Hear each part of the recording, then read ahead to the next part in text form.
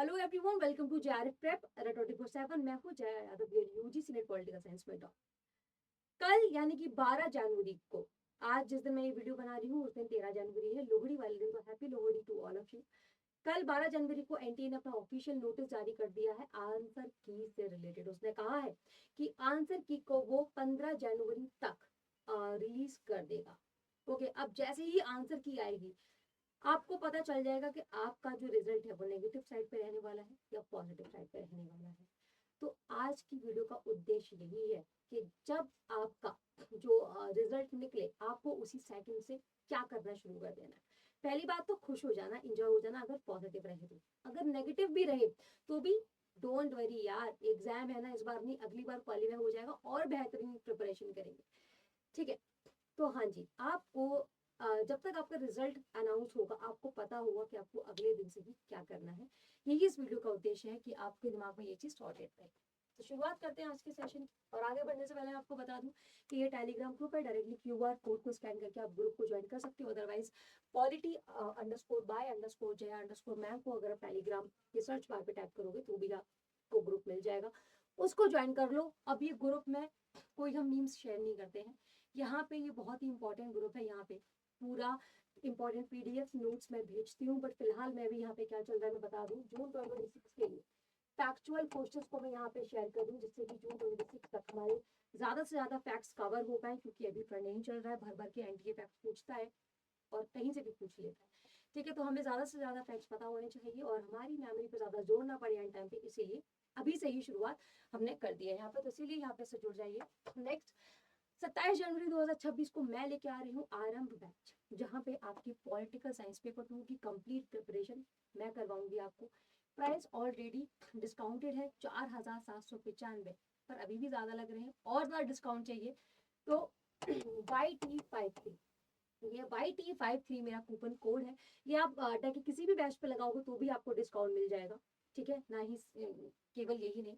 Anyways जैसे ही आप ये कूपन को अप्लाई करोगे, मैं भी आपको सेशन के लास्ट में इस कूपन कोड को अप्लाई करके दिखा दूंगी, तो आपका जो प्राइस है और भी ज्यादा कम हो जाएगा। इस बैच में मिलेगा क्या क्या, ये मैं आपको सेशन के बाद में बताऊंगी। चलो टाइम को वेस्ट ना करते हुए आज का सेशन शुरू करते हैं। देखो, तो जैसे ही रिजल्ट आएगा जो स्टूडेंट्स है उनके साथ दो चीजें होंगी, या तो उनका रिजल्ट नेगेटिव जाएगा या तो उनका रिजल्ट पॉजिटिव जाएगा। ठीक है, तो दो स्टूडेंट्स होंगे जिसका रिजल्ट या तो नेगेटिव जाएगा या तो पॉजिटिव जाएगा। ठीक है, अब नेगेटिव की बात मैं यहाँ पे बात नहीं करूंगी, पहले मैं यहाँ पे बात करूंगी ऐसे स्टूडेंट्स जिनका रिजल्ट पॉजिटिव जाएगा। अब यहाँ पे पॉजिटिव का मेरा मतलब ये है कि जब स्टूडेंट्स जो भी वो टारगेट करके बैठे हैं, जेआरएफ तो जेआरएफ, नेट तो नेट, ठीक है, तो अगर आपका मन है जेआरएफ का और अगर आपको जेआरएफ मिल जाए और नेट है नेट मिल जाए, दोनों के लिए क्या क्या करना आपको करना है बता देंगे। देखो, अगर आपका जेआरएफ क्वालिफाई हुआ है तो आपको क्या करना है, आपको सबसे पहले जो शुरुआत करनी है वो करनी है अपने रिसर्च प्रपोजल पे काम करना।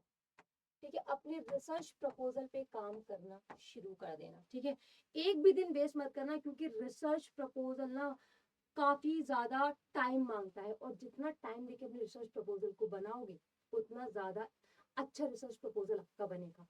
अगर जेआरएफ के स्टूडेंट को ये गलत फहमी है कि उनका जेआरएफ हो गया और अच्छी यूनिवर्सिटीज में जेआरएफ क्वालिफाई करना इनफ है, तो मैं आपको बता दूं अगर आपका रिसर्च प्रपोजल अच्छा नहीं है तो आपके लिए पीएचडी में एडमिशन लेना बहुत ही ज्यादा मुश्किल हो जाएगा। तो इसीलिए जेआरएफ हो गया ये एक अच्छा योगदान रहेगा, मैं कहूंगी अगर आप पीएचडी करना चाहते हो तो, पर रिसर्च प्रपोजल आपका बहुत ही ज्यादा तगड़ा होना चाहिए। ठीक है, अब आ जाओ ऐसे स्टूडेंट जो कि नेट करना चाहते हैं, जिनका सपना है क्या, असिस्टेंट प्रोफेसर बनने का। तो उनके लिए भी यहाँ पे मैं एक बात बता दूं कि जब भी वैकेंसीज निकलती है ना अच्छी गवर्नमेंट यूनिवर्सिटीज की, हमेशा प्रायोरिटी दी जाती है उन कैंडिडेट्स को जो कि पीएचडी कर रहे होते हैं या फिर पीएचडी होल्डर होते हैं। तो अगर आप नेट कर लियो ऑन पेपर आप असिस्टेंट प्रोफेसर के लिए एलिजिबल हो, पर अगर आप पीएचडी कर लोगे ना तो ये मान लो आपके लिए काफी ज्यादा सही रहेगा, क्योंकि प्रायोरिटी वो पीएचडी वाले जो पीएचडी कर रहे होते हैं उन्हीं कैंडिडेट्स को दी जाती है। साथ ही साथ आपको क्या करना है, आपको अपने आप को प्रिपेयर करना है इंटरव्यू के लिए, ठीक है, इंटरव्यू के लिए। अब इंटरव्यू के लिए कैसे प्रिपेयर करोगे, my name is this, I live here, my father name is my, I have done my qualification this, नहीं, ऐसे नहीं। इंटरव्यू के लिए आपको कैसे प्रिपेयर करना है कि आपको अपनी नॉलेज को और भी ज्यादा पक्का बनाना है, क्योंकि जब हम यूजीसी नेट के एग्जाम देते हैं ना, तो हम क्वांटिटी पढ़ते हैं, क्वालिटी भी पढ़ते हैं, पर क्वांटिटी ज्यादा पढ़ते हैं। पर अब जब आपका एग्जाम क्वालिफाई हो गया, नेट क्वालिफाई हो गया, और अगर आप असिस्टेंट प्रोफेसर बनना चाहते हो, तो आपको ना अपनी नॉलेज की क्वालिटी बहुत इंप्रूव करनी पड़ेगी। और क्वालिटी इंप्रूव करने के लिए आपको अच्छी बुक्स पढ़नी होगी, जो कि अभी मैं आपको सजेस्ट कर दूंगी, ठीक है। एनीवे जो भी आपको, आप जिसको भी मानते हो, आप उनका सजेशन भी कंसिडर कर सकते हो, पर ये सारी बुक्स मेरी तरफ से मेरा सजेशन है। तो आप ना अपनी इन बुक्स के थ्रू, अच्छी अच्छी बुक्स के थ्रू अपनी नॉलेज को इंप्रूव करना बढ़ो, क्योंकि जो आपकी नॉलेज है ना, वही चेक की जाती है आपके इंटरव्यू में, और वही पूरा खेल पलट देती, ठीक है। तो वो जो बुक्स है मैं आपको बता दूं, ये सारी बुक्स है पॉलिटिकल थ्योरी के लिए। आप एंड्रू हेवुड मैं सजेस्ट करती हूँ आप उसको पढ़ो। उसके बाद वेस्टर्न पॉलिटिकल थॉट के लिए ओपी गौबा, उस बुक्स को आप पढ़ो, उस बुक को पढ़ो। इंडियन पॉलिटिकल थॉट के लिए भी ओपी गौबा है, ठीक है।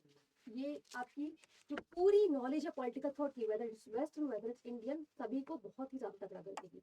उसके बाद है कंपैरेटिव पॉलिटिक्स, जेसी जौहरी की ये किताब है, ठीक है, ये काफी अच्छी बुक है। उसके अलावा ग्लोबल पॉलिटिक्स के लिए भी Andrew Heywood, Indian foreign policy के लिए हर्ष वी पंत, पॉलिटी के लिए एम लक्ष्मीकांत। अब देखो एम लक्ष्मीकांत बहुत ही मोटी तगड़ी बुक है, जिसको लेके बहुत सारे स्टूडेंट्स घबरा जाते हैं, पर भाई देखो अब तो असिस्टेंट प्रोफेसर बनने जा रहे हो ना, अब तो ये किताबों का डर छोड़ दो, ठीक है। तो मैं आपको बोलूंगी कि एम लक्ष्मीकांत यार अच्छी बुक है, मतलब मोटी बुक है ना, तो उसमें कोई फालतू थ्योरी नहीं लिखी है, कहानी नहीं लिखी है, पूरी नॉलेज है, जितनी आप ग्रेस्प कर पाओ उतना बेटर है आपके लिए, आपके ब्राइटर फ्यूचर के लिए। Same with public administration M Laxmikanth, ठीक है। तो ये तो मेरा सजेशन था उन स्टूडेंट्स के लिए जिनका रिजल्ट पॉजिटिव जाएगा। अब यहाँ मैं बात करती हूँ ऐसे स्टूडेंट्स जिनका रिजल्ट जाएगा नेगेटिव। अब नेगेटिव स्टूडेंट्स के लिए मैं आपको बता दूं, निराश ना हो, ठीक है। जब जागो तभी सवेरा, हो सकता है आपका 1-2 मार्क्स से, भाई देखो मैंने ऐसे ऐसे स्टूडेंट्स देखे हैं, मान लो अगर उनका जो मार्क्स है 300 में से 150 आते हैं ना, उनका पीएचडी क्वालिफाई है ना उनका नेट क्वालिफाई है, ट्रस्ट मी मेहनत वो चीज होती है ना कि नेक्स्ट टाइम पे जेआरएफ लिटरली लोगों ने 70-70 नंबर की छलांग मारी है। तो ऐसा मत सोचना कि आपको लगा है कि यार पहली बार इतने कम मार्क्स रह गए, अगली बार क्या 10 नंबर बढ़ा लूंगा, 20 नंबर बढ़ा लूंगा, तो ये मत सोचो, ठीक है। एक बार एग्जाम में घुस गए हो ना, तो बहुत ही बिल्कुल भी होप लूज मत करो, अच्छे से चलो। अब बाकी ऐसे नेगेटिव स्टूडेंट्स के लिए मैंने 6 मंथ स्ट्रैटेजी को लेके एक वीडियो बनाई है, ठीक है। उसका जो लिंक है मैं आपको इस डिस्क्रिप्शन बॉक्स में पिन करवा दूंगी। उस स्ट्रैटेजी को आपको अच्छे से डेडिकेटेडली डिसिप्लिन के साथ फॉलो करना है, अगर वाकई आप 2026 अटेम्प्ट के लिए सीरियस हो तो। जी हाँ, और बिल्कुल भी निराश नहीं होना यार, फिर उठेंगे, फिर खड़े होंगे, फिर एग्जाम क्वालिफाई करेंगे।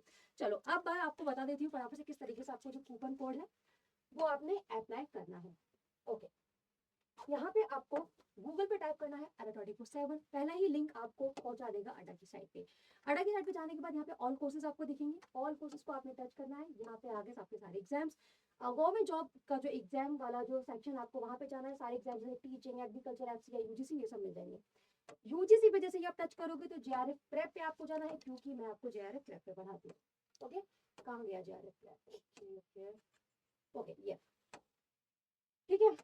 ये रहे सारे बैच। अगर आपको पेपर 1 पेपर 2 दोनों की कंप्लीट प्रिपरेशन करनी है तो आप मेगा सिलेक्शन कर लो, यहाँ पे आपको मॉक टेस्ट भी मिल जाएंगे। अगर आपको सिर्फ पेपर 2 आपको लगता है कि पेपर 1 तो मेरा अच्छा है, वैसे पेपर 2 के लिए की वजह से मेरे जो मार्क्स है वो कम रह गए, तो आप पेपर 2 सिर्फ पेपर 2 की प्रिपरेशन के लिए आरंभ बैच ज्वाइन कर सकते हो। और मैं आपको फटाफट से बता देती हूँ कि कैसे आपको एक्स्ट्रा डिस्काउंट मिलेगा।